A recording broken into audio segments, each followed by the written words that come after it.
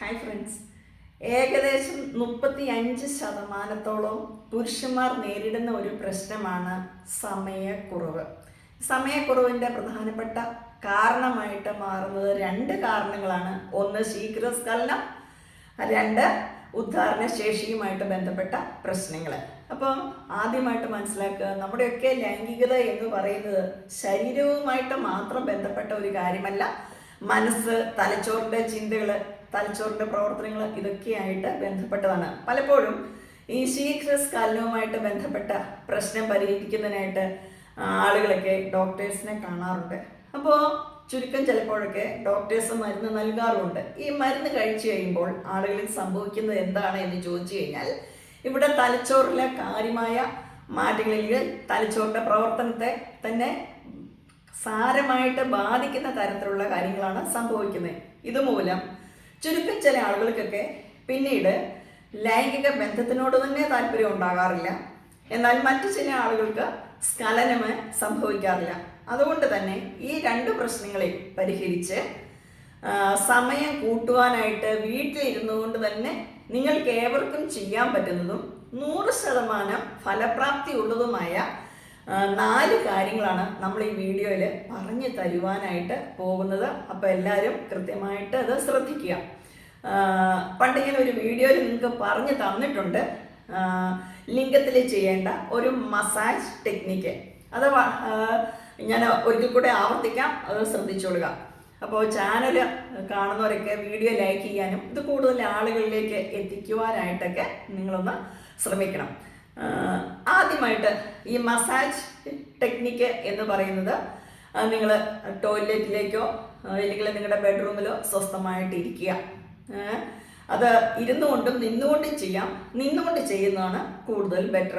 അപ്പോൾ നിങ്ങളുടെ ഡ്രസ്സൊക്കെ മാറ്റിയതിന് ശേഷം നിങ്ങളുടെ റൂമിൽ നിൽക്കുക. അപ്പോൾ സപ്പോസ് ഇത് നിങ്ങളുടെ അവയവമാണ് എന്ന് ചിന്തിക്കുക. അപ്പം ഈ ചൂട് ഭാഗത്തു നിന്ന് തന്നെ നിങ്ങൾ മസാജ് ആരംഭിക്കുക. അതായത് മുകളിൽ നല്ല താഴേന്ന് തന്നെ ചൂട് ഭാഗത്തു നിന്ന് മസാജ് മുകളിലേക്ക് കൊടുക്കുക. അതിങ്ങനെ മസാജ് കൊടുക്കുക. ഇവിടെ എത്തുമ്പോൾ, ഈ അഗ്രഭാഗത്ത് എത്തുമ്പോൾ ഒരു റൗണ്ട് മാതിരി ഉണ്ടല്ലോ, ആ ഭാഗത്ത് എത്തുമ്പോൾ നിങ്ങൾ മസാജ് നിർത്തണം. എന്നിട്ട് ആദ്യമായി കാണിക്കേണ്ടത് ഈ ഒരു ഭാഗം, അഗ്രഭാഗം ഇടത്തേക്കും വലത്തേക്കും മാറ്റുക. മുകളിലേക്ക് താഴേക്ക് പ്രസ് ചെയ്യാം. അതിനുശേഷം നിങ്ങളുടെ അവയവം ഉണ്ടല്ലോ, ഇത് താഴേക്കും മുകളിലേക്കും ഇടതുവശത്തേക്കും വലതുവശത്തേക്കും മാക്സിമം വളയ്ക്കുക. ഇങ്ങനെ ഒരു 10 തവണ രാവിലെയും 10 തവണ വൈകിട്ടും മിനിമം ചെയ്യണം. ഇത് 10 എന്നുള്ള ഒരു 15 ചെയ്താലും കുഴപ്പമൊന്നുമില്ല. അപ്പോൾ ആ ഒരു ഭാഗത്തേക്ക് രക്തപ്രവാഹം വർദ്ധിക്കും. ഞരമ്പുകൾക്കൊക്കെ എന്തെങ്കിലുമൊക്കെ തരത്തിലുള്ള തടസ്സങ്ങൾ, ഞരമ്പുകളിലൊക്കെ എന്തെങ്കിലും ചെറിയ ചെറിയ തടസ്സങ്ങളുണ്ട്, അത് മാറും. ഇതാണ്. അപ്പോൾ ആ മസാജ് നല്ല രീതിയിൽ ചെയ്യുക. ഇങ്ങനെ കൈകൊണ്ട് പിടിച്ചിട്ട് നല്ല രീതിയിൽ അത് മസാജ് ചെയ്യുക. ഈ മസാജ് ചെയ്യുന്നതിന് വേണ്ടിയിട്ട് നിങ്ങൾക്ക് ഒരു ഓയിൽ ഒന്നെങ്കിലും എടുക്കാം, അല്ലെങ്കിൽ കരിഞ്ചീരക ഓയിൽ കിട്ടും. ഇതൊന്നും പറ്റില്ല, വെളിച്ചെണ്ണയായാലും മതി. പക്ഷെ ഒലിവ് ഓയിലോ കരിഞ്ചീരക ഓയിലൊക്കെയാണ് ഈ ഒരു കാര്യത്തിന് കൂടുതലായിട്ട് റിസൾട്ട് കിട്ടുന്നത്. അതുപോലെ നിങ്ങൾക്ക് വീട്ടിലും ഇതിന് വേണ്ടിയിട്ടുള്ള ഓയിൽ തയ്യാറാക്കാം. അത് കരിഞ്ചീരക ഓയിൽ വാങ്ങുക, ഒരു പിടി വീട്ടിൽ വെച്ചേക്കുക. ഒരു പിടി വെളുത്തുള്ളി എടുക്കുക. വെളുത്തുള്ളി നല്ലതുപോലെ തോലൊക്കെ കളഞ്ഞിട്ട് ചതയ്ക്കുക. ഒരു ചട്ടിയിൽ ഇച്ചിരി ഒലിവ് ഓയിൽ ചൂടാക്കിയിട്ട് അതിനകത്തേക്ക് നമ്മുടെ വെളുത്തുള്ളി കൂടെ ഇട്ടിട്ട് ലൈറ്റ് ബ്രൗൺ കളർ വരെ ഇതിനെ ഒന്ന് വഴറ്റുക. അപ്പോൾ തണുത്തതിന് ശേഷം ഈ എണ്ണ എടുത്ത് ഒരു കുപ്പിയിലേക്ക് ആക്കുക. ഈ കരിഞ്ചീരക ഓയിൽ നിങ്ങൾക്ക് ഇതോടൊപ്പം മിക്സ് ചെയ്യാം. ഈ എണ്ണ ചെയ്യുമ്പോൾ ഇതിന് ഒരുപാട് മെഡിക്കൽ ഗുണം കൂടുതലുണ്ട്. ഇതാണ് ഇതിന് വേണ്ടിയിട്ട് ചെയ്യാവുന്ന ഏറ്റവും പ്രധാനപ്പെട്ട ആദ്യത്തെ സ്റ്റെപ്പ്. ഇനി ഞാൻ നിങ്ങൾക്ക് കാണിച്ചു തരുവാനായിട്ട് പോകുന്നത് എന്ന് പറയുന്നത് രണ്ടാമത്തെ എക്സസൈസാണ്. ഏറ്റവും ലേറ്റസ്റ്റ് ആയിട്ട് മനഃശാസ്ത്ര വിദഗ്ധർ സ്ട്രെസ് കുറയ്ക്കുന്നതിനും സമയദൈർഘ്യം കൂട്ടുന്നതിനുമായിട്ട് വികസിപ്പിച്ചെടുത്തതും 100% ഫലപ്രാപ്തി ഉള്ളതുമായ രണ്ടാമത്തെ ടെക്നിക്ക് എന്ന് പറയുന്നത് ഇതാണ്. അതായത് ഡയഫ്രമാറ്റിക് ബ്രീത്തിങ് എക്സസൈസ് എന്നാണ് ഇതിനെ വിശേഷിപ്പിക്കുന്നത്. നിങ്ങൾ ആദ്യമായിട്ട് ഒരു കസേരയിൽ ഇങ്ങനെ നട്ടെല്ലൊക്കെ നിവർത്തി സ്വസ്ഥമായിട്ട് ഇരിക്കുക.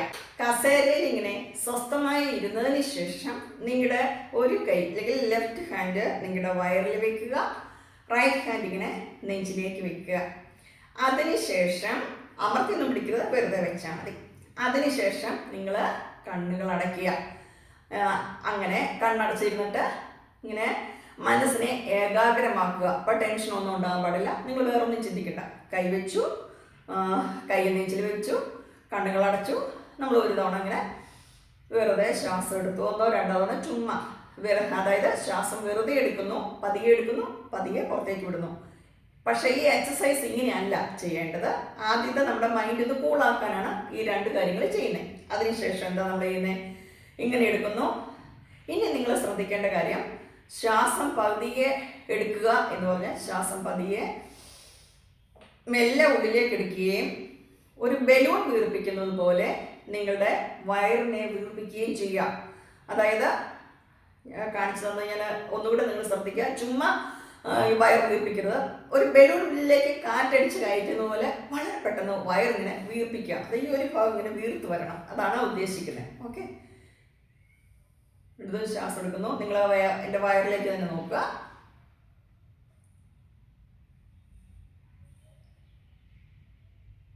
അതിനുശേഷം ഇതാ മെല്ലെ മെല്ലെ മെല്ലെ ശ്വാസം പുറത്തേക്ക് കളയുക. ഈ ഒരു എക്സസൈസ് ഒരു 10 തവണ രാവിലെയും 10 തവണയും വൈകിട്ടും ചെയ്യുക.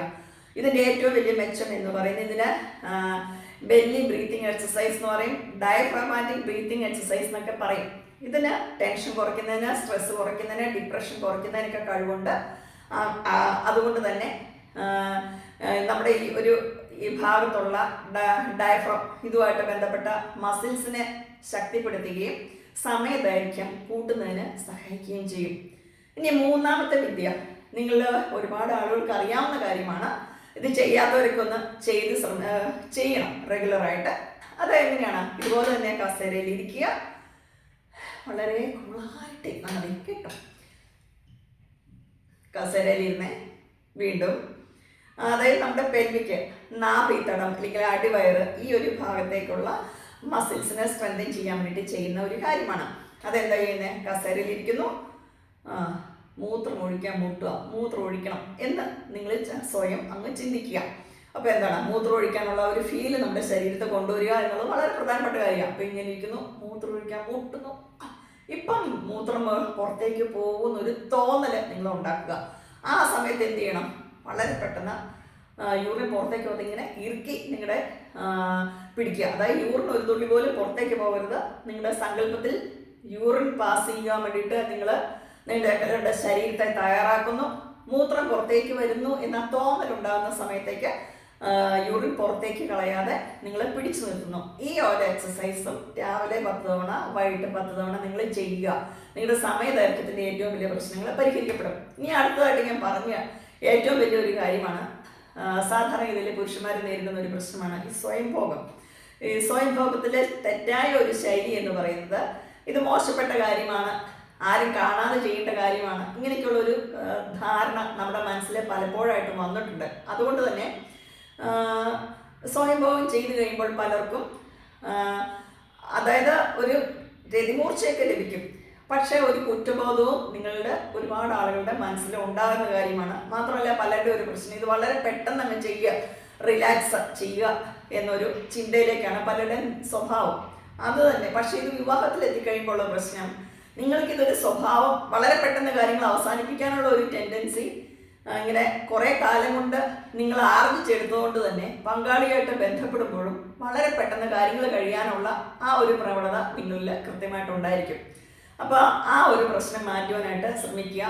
പിന്നെ സ്ട്രെസ്സ്, ടെൻഷന് ഒക്കെ എടുത്തുകൊണ്ട് അല്ലെങ്കിൽ ഇങ്ങനെയുള്ള കാര്യങ്ങളൊക്കെ നിങ്ങളുടെ മനസ്സിലുണ്ടെങ്കിൽ മാക്സിമം റിലാക്സ് ചെയ്യാൻ ശ്രമിക്കുക.